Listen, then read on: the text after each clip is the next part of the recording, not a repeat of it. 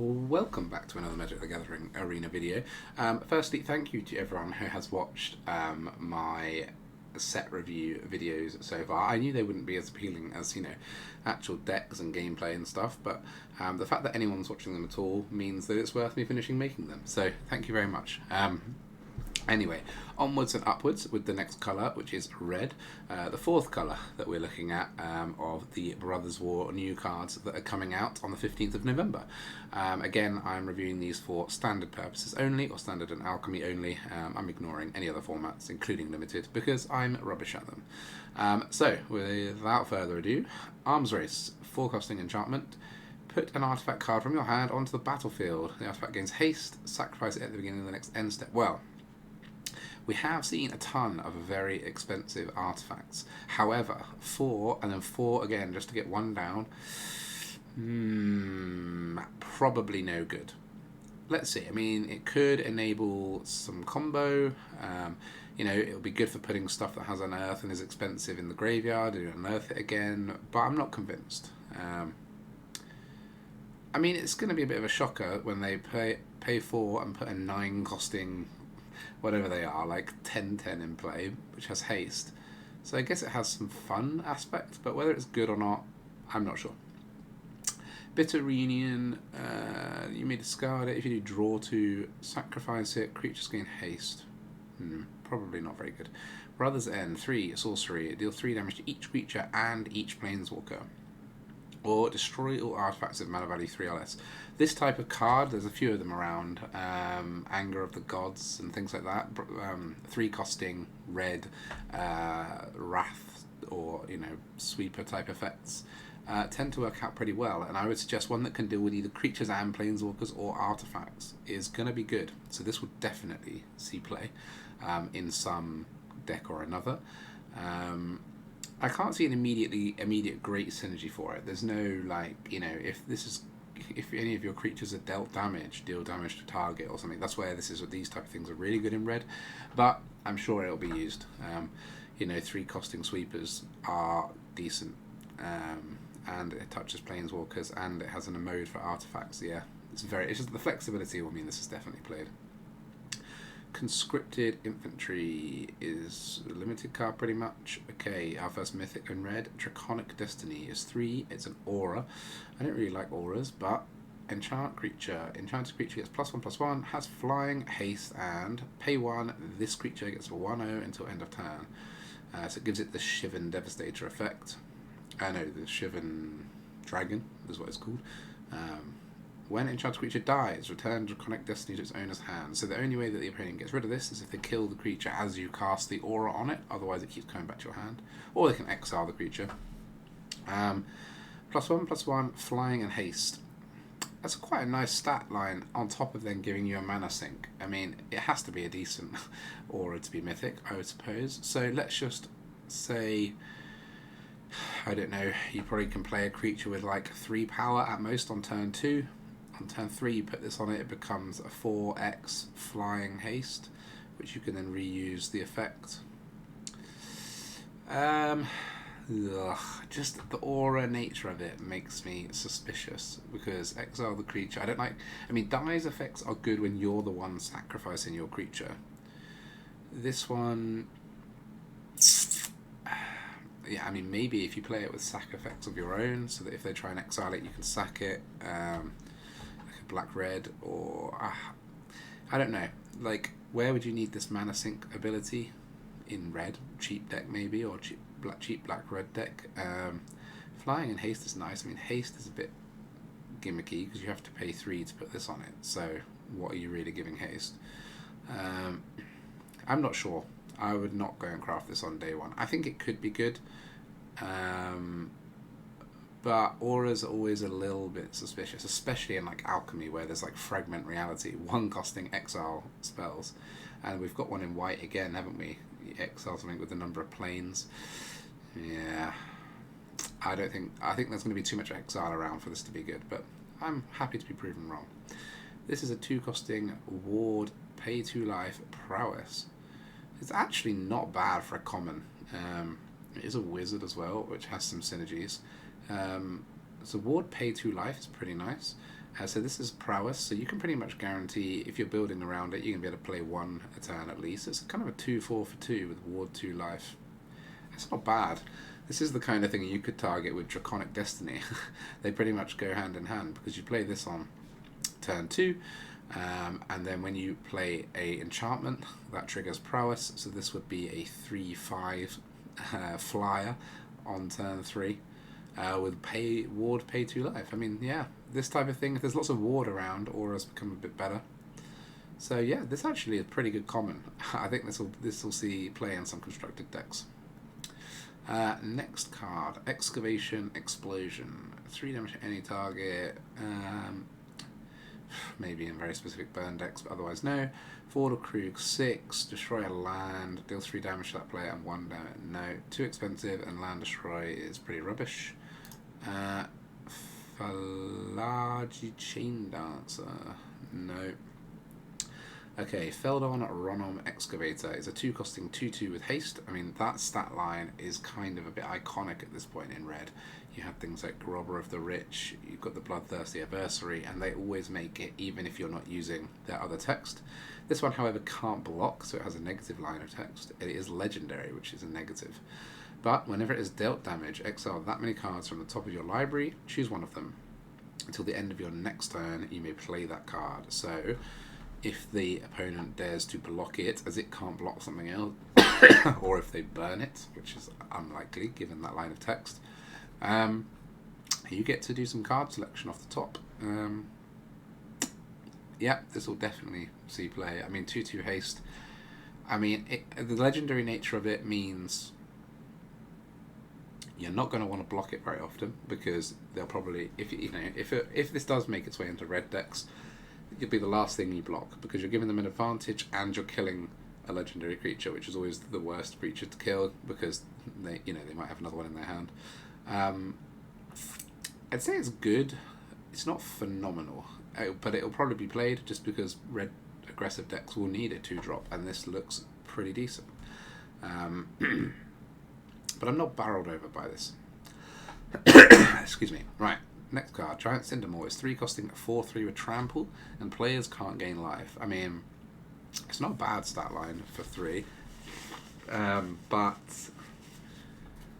it's probably a sideboard card against life gain decks on mono red. It's nice that they've got one, but yeah. This one costing 1-2 gets +2/+0 and has menace as long as you sacrificed a permanent this turn. I mean, a 1-2 for 1 isn't horrible. Menace as long as you sacrifice the permanent this turn. Maybe in a Rakdos deck this could be decent. It's again not horrible for a common. Definitely has some potential to see play. Horned Stoneseeker, 2 costing lizard with menace. When it enters the battlefield, create a tapped Power Stone token. When it leaves the battlefield, sacrifice a Power Stone. This is an interesting card because a Power Stone plus a 2/2 menace is obviously very good for 2. So what you kind of are looking to do with this card is find another use to sack that Power Stone, so that once this dies or leaves the battlefield, leaves the battlefield. So even if they exile it, yeah. So if there's another nice way to sack or do something with an artifact, then this card could be good. Otherwise, not really. Mechanized Warfare. If red or artifact source you control deal damage to an opponent or a permanent opponent controls, it deals that much +1 instead. For 3, it's an enchantment that's rare. I have seen this type of effect before. I mean, the fact that it's sources, not just instants and sorceries, so like creature damage goes up by 1. But then enchantments are a bit slow. I mean, ugh. The best deck that sort of runs into my mind with this is like the Thermo Alchemist or whatever it's called, where you tap and do 1 damage and it untaps if you cast a red spell. So like in a burn deck with that type of card in it, could be half decent. Or if you have lots of prowess cards, it is an enchantment, so it'll trigger those and then add 1 damage onto it. I think for general creature aggro decks, it's probably a bit slow. But I think for Bernie style, anything that lets you like untap or recursion damage, then this could be okay. But I wouldn't rush out and craft until you see a good deck with it. Mishra, the Excavation Prodigy, is a 3-costing human artist for legendary, 2/1 with haste. Tap, draw a card, discard a card, draw a card, maybe discard one of my artifacts, add red. This only triggers once each turn. Okay. Because it only triggers once each turn, it's not great. Mishra's commands. The red command is a red and X sorcery. Choose 2. Choose player. They discard up to X cards. They draw a card for each card they discard this way. Okay, my mind immediately goes to Sheldred there. I scoured high and low for a card that would have forced the opponent to draw a large number of cards to combo with Sheldred, and that sounds very nice to me. Anyway, the spell deals X damage to target creature, deals X damage to target planeswalker, or target creature gets +X+0 and gains haste until end of turn. So if you have a Sheldred down and you do this on turn 5 for 4, you can force them to draw 8. You can force them to... Oh no, because they may discard, so they just choose to discard none, I suppose. That's a shame. So it's going to be used to sort of filter your own hand, so you can gain a little life with Sheldred, but that's a lot less exciting. Still not the one. However, as a card, I mean, anything that can get rid of creatures and do other stuff could be nice. So just thinking of an example, on turn 3 we could do 2 damage to a creature and give a creature +2 and haste, or we can cycle 2 cards and do 2 damage to a creature. Yeah, I'd say this is pretty good. It's not bad. Not amazing, but not bad. This is rubbish. This is rubbish. Monastery Swiftspear is a reprint from a previous set. I can't remember which one. Was it Eldraine? No, I'm not sure. Anyway, haste and prowess on a 1/2 for 1 is extremely good. There's a couple of cards are floating around now with prowess, which means that keyword is making a comeback, which is nice. And yeah, this will definitely see play. It saw lots of play its first time around, and I don't doubt that it will see it again. In fact, the fact that this exists could mean that the other 1-drop that I was talking about could be less interesting to people. This one, the Goblin Blast Runner, but maybe not. Yeah, this is definitely a very good card. It's often a 2/3 for 1. Obliterating Bolt is 2, and it deals 4 damage to target creature or planeswalker. If that creature or planeswalker would die this turn, exile it instead. So this is basically, I would say, it's a strictly better Lava Coil. I think Lava Coil had the same effect, but not planeswalkers. And that card did see a lot of play, and I think 4 damage is it's always like a gate to very good. I mean, the fact that Sheldred exists, I'm sorry to keep mentioning that card, but it was very meta-defining in the current meta. Means that this is slightly less of a good inclusion, but anyway, 4 damage and exile is pretty good. There's not going to be loads of cards on this list if you look down that does not remove. It's going to remove the new black mythic. There's a 3-drop. It's going to remove it most things. This is going to be good. This will definitely see play. Over the Top, 7 costing sorcery. Each player reveals a number of cards from the top of their library equal to the number of non-land permanents they control. Puts all permanents they reveal this way onto the battlefield and puts the rest into their graveyard. I mean, it's 7 costing, so unless you can cheat it in, it's not going to see a lot of play. Maybe a fight rigging type thing again, or maybe just junk. This is not very good. Pyrrhic Blast, 4, sack a creature. So this is a fling that lets you draw a card. It's too expensive for 4. Can't be counter, destroy artifact, not very good. 3/1 reach, meh. 0/4 Minotaur Barbarian. As long as it's your turn and you control 4 more mountains, it gets +X+0, where X is the number of mountains you control. So this could be a 4/4, but only for 2, but only on turn 4 onwards. It's not rubbish, but it is slow, and red doesn't really like slow. Unless you have a purpose for having a high power creature later in the game for cheap, like such as being able to fling it, that kind of thing. No, probably not a good one. Gain control and Power Stone, no, those never get played. Mill 3, no. Okay, 6 costing dragon. It's a 4/5 flyer. I mean, it enters the battlefield 4 damage to any target. And it's got the Shivan Dragon effect as well. I mean, if a dragon deck is a thing, maybe, but 6 mana for a 4/5. I know it does 4 damage to any target, which is quite good, but I'm not convinced that's going to see a lot of play. This is a limited removal spell. Visions of Phyrexia, 4 damage, 4 costing enchantment. At the beginning of your upkeep, exile the top card of your library. You may play it this turn. At the beginning of your end step, if you didn't play a card from exile this turn, create a tapped Power Stone token. Interesting. I mean, slow, because it's 4 costing, and it only starts the next turn, so you're wasting a whole turn by playing 4. Paying 4 for something that does nothing that turn. Oh no, because you get a Power Stone the same turn, because it's just you didn't play any card from exile. If you have something to do with all those Power Stones, like these expensive artifacts, then possibly good. But I think it's going to be too slow for 4 mana. Although it very much depends on the meta. But even in the current meta, this looks slow to me. It looks slow and painful. This is an okay combat trick if you've got creatures that love to do stuff when they're targeted, but otherwise no. This is a 3/2 haste for 3, basically. Meh. This one is a 1/3 flyer with no, that's rubbish. Heavyweight Demolisher. At the upkeep, tap it unless you pay 3. No, rubbish. I mean, unless you're flinging these at people, these are just crazily expensive. Mishra's Juggernaut. Turn of Able. This is just a Juggernaut 5/3, but that normally costs 4. But it doesn't have Unearth. That is rubbish. Mishra's Research Desk. Exile top 2. Choose one. Until the end of your next turn, you may play that card. It's not horrible, but nah, it's a no. Scrapwork Nut is a 2 costing. When it enters battlefield, discard if you draw. Meh. And finally, a mythic, the Skitterbeam Battalion.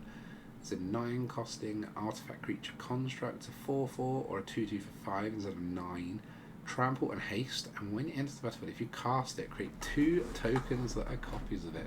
Now that is a interesting one. Obviously, 9 is a hell of a lot of mana to ever get to, even with Power Stone tokens lying around. But 12 power on the board is very significant at haste speed. Needless to say, and so would 6 at haste speed for 5. I mean, I'm picturing this combined with the white mythic anthem effect or something with those 2/2s. It could be 9 at haste speed. How you afford to pay 5 and what you've done up till then, I don't know. So I can't immediately see a deck that this goes in. I mean, you could cheat the battalion in for 9 out of fight rigging as well. That could be a nice one to hit. I would argue that this is probably better than Titan. Maybe one of the few things I've seen that is. Because 3 4/4s with haste and trample is very nice. Yeah, that one's got some potential. But again, I need to think about which deck specifically to put it in. So Red had some real good cards in it. It sort of tailed off a little bit towards the end as I struggled to see what we're doing with all these artifacts yet. But it's got some really good cards. I mean, there's cards in here that will be 100% played. I think Brotherhood's End. I think, what was it called?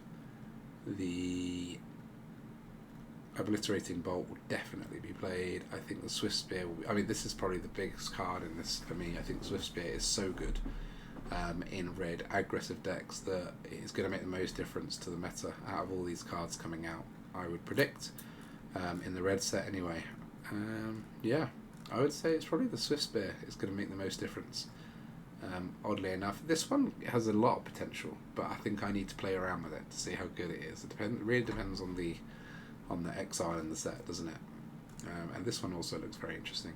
But yeah, I'd say red aggressive decks. There's a clear, deck you can make out of these cards, especially combined with the existing ones. So it'll be very interesting to play. And I think red looks like it'll probably be quite strong in limited as well. If you ever get this in limited, you're basically golden. Yeah, it looks like a decent colour. I'm saying red-black looks fun. But yeah, again, I think more powerful than blue, but then I just don't like blue. I'm sure people will disagree with that. Anyway, thank you very much for watching. I will try and knock out the remaining colour, which is green, and then I will do multicoloured artifact, land, meld, and all of these as a final video later on. So thank you very much for watching. If you did have any thoughts on what I've said or any ways you would use the cards, please do leave me a comment, and please do subscribe. Otherwise, I'll see you next time.